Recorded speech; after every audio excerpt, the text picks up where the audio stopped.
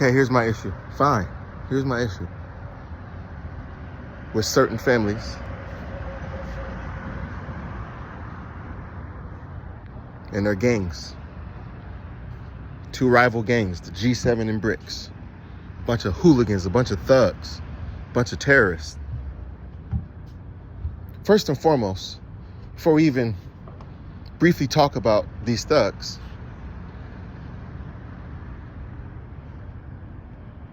just consider this with me for a second. We've all watched what's happened in Palestine. We've all seen it. And we've all heard all of the rhetoric and talking points back and forth. But just conceptually for a second, think about this with me.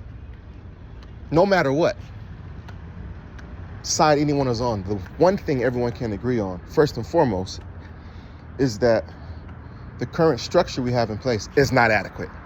Not even slightly. Not at all. I've watched so many people, I've watched so many countries go into rooms just to talk. They're just in there talking. I go every day and I'll sit there and watch the UN meetings. I actually watched them. I watched what all the country representatives get up and say. And they all just talking, just words, just talking. And 2 weeks later, they come back and they talk again. 2 weeks later, they come back and they talk again. And all the while, nothing is changing. People are still dying. And their lives are getting so paper thin, it's like they're trying anything now. But it would be like in whatever community you're currently in, you pay your taxes and you're told that your taxes will cover emergency services such as police and fire. And yet you discover that in your community, every time there's a fire, the fire department doesn't come until 2 months later. So maybe in the course of a year, you've had 50 fires, and all 50 fires have led to everybody die and everything burnt up because the system in place is not adequate. So no matter what anyone says, no matter what court we've been in, what parliament, what room, what Congress, everyone is just talking and no one is doing anything. And no one would go for a community who had fires and the fire department doesn't come until 2 months later. That's insanity. You're begging people to send money to go kill people. It would be like you have a family of 5 and you've fallen on hard times and you got $100 to make it through the week. You got $100 to make it through the week. And your kids and your wife are hungry. And they're looking at you and they're saying, oh, times is tough, but we got $100. At least we'll be able to eat. And he looks at you and he says, no, we got to send 95 of these dollars to another state so that we can go kill somebody. We'll say, what? You're joking. That's insanity. That's crazy. And yet here, we have debt here in America. You have people here who you say, we have no money for you to eat. But we got money to jail you. We got money to lobby to pass new legislations to build new jails to put you in them. Go do some research on what they feed people in certain jails. On the lawsuits that have just arisen in the last 10 years because there's so little oversight in jail because we can't get in there and we made it privatized so people can actually profit from jail. And you know, in America, if people can profit from it, it's going to be an issue. You mean to tell me we don't have no money for none of the things that we need here, but we have money to go kill people? Somebody's lying. And our God won't judge us. He's already given us his son. He's already given us grace. We're already being covered. God judges by our intention.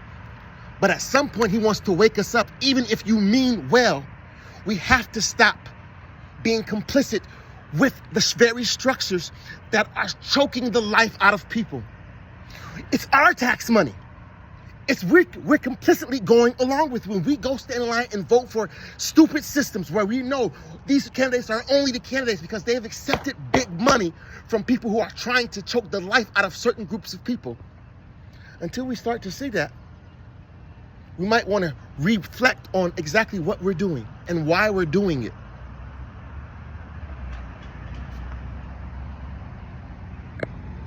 We're living in madness.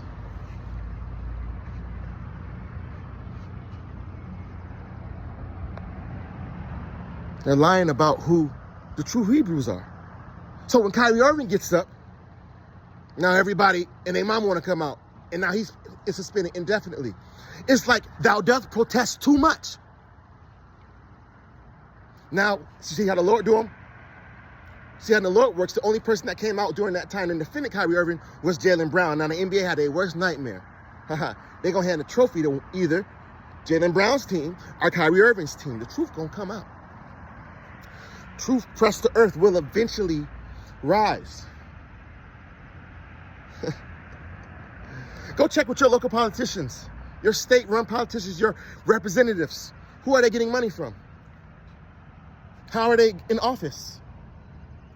Why have so few of our politicians spoken up about a genocide? I don't care what nobody says, it's a genocide. I mean, there's genocides happening all over the world.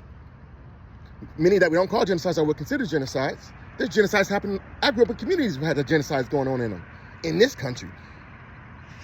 When you're dealing with these wicked families, they rule through genocide. Either you're going to do what we say, or we're going to kill you. What are you talking about? But enough is enough, and there's a class of people on earth that they can't kill right now. And it's just a matter of time. God is working it all out. They high off their own drugs. But enough is enough.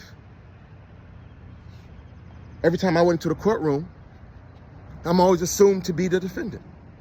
Because they know, every time we see somebody that's your complexion, they are the defendant. They're never on the attorney's side.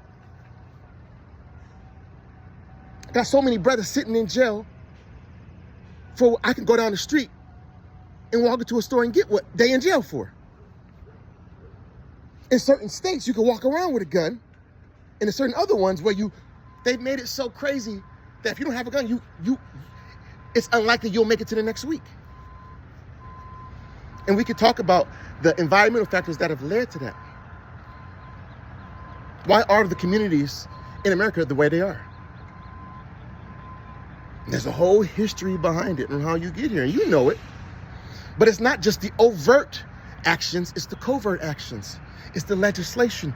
It's codified into law. So there's certain measures meant to constrict you that you'll never even see. You have such a heavy burden on it, but as humans, we learn how to adjust to whatever situation we're in pretty much. If you lose a leg, you're going to be very sad about it.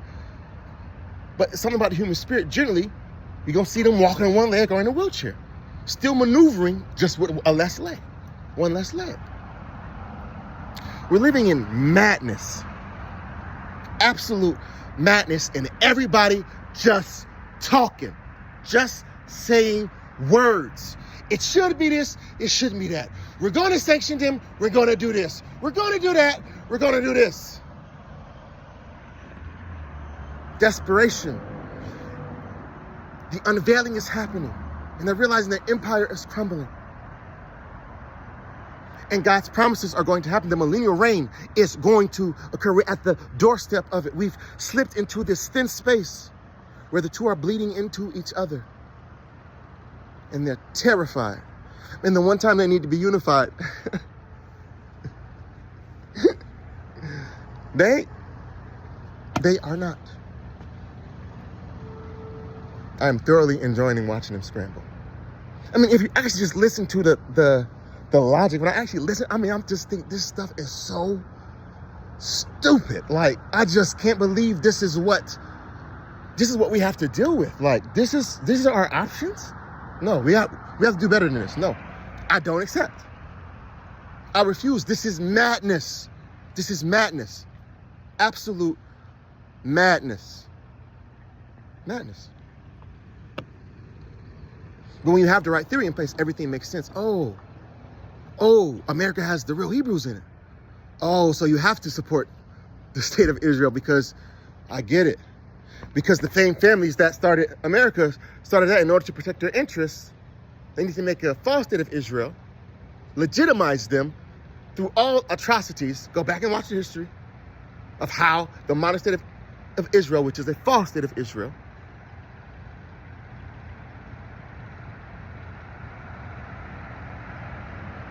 and why the real house of Judah is in America. Why did y'all do that? Madness. And first of all, just consider just the grace and goodness of God. The curse is 400 years. He told us, if y'all don't listen to me, y'all get in bed with these families, they're going to kill you. And that's exactly what happened. God says, okay, you don't want to listen to me. I'll let you have what you want. I'm not gonna force you to stay with me forever. If you refuse to obey what I'm saying, if you don't see the wisdom in it, if you want to go and be with them, do it. So they did it.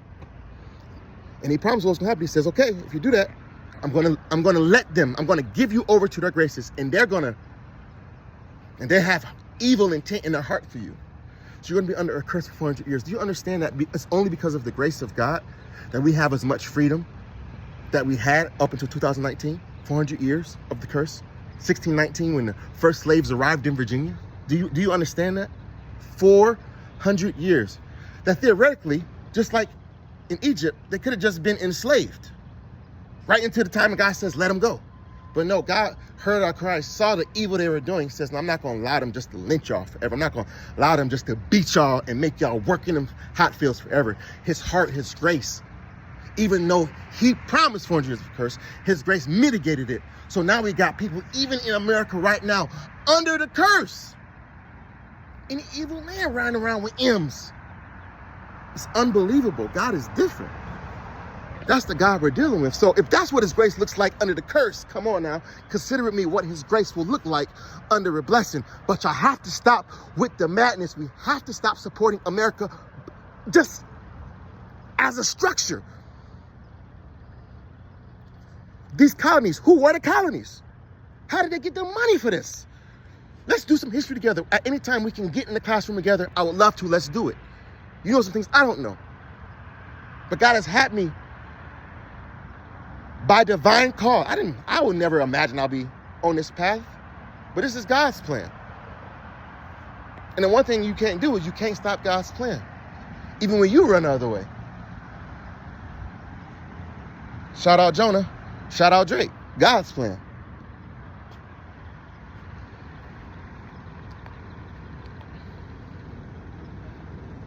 Go look at who is actually running these countries. Look at the families.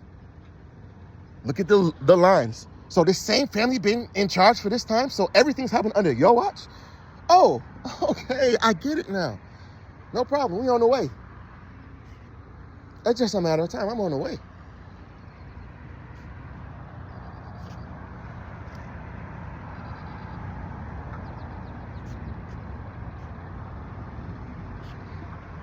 God is full of grace, slow to anger, as scripture says, not wanting anyone to perish, but we have the receipts.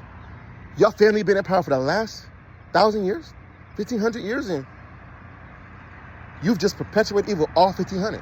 Okay, you're never gonna repent. Okay, no problem. God gave you a chance. You refuse. You know who I am. We've been talking, and you're still acting like you just want to lie. You want me to lie to people. I won't do it. No. Enough is enough. Enough is enough. We're dealing with madness. You can't. We've been allowing madness to walk around our streets with honor as if he belongs. No, madness does not belong with us. It doesn't. Any logic, first of all, that just lets you know, you already know you're dealing with something off. When you start talking about casualties as just numbers, like that's not human experience. When you lose a family member, it's not just, you don't think in numbers, you think of your loved one. You think of all the connections, all of the things that probably should have been that maybe won't be now. Or you just think of, you understand the value. So anybody that doesn't understand the value of life shouldn't be in leadership. We don't hand car keys to a kid. Not because they're evil, not because they're bad, because they haven't risen to the level of maturity to understand how I need to operate, because people can die.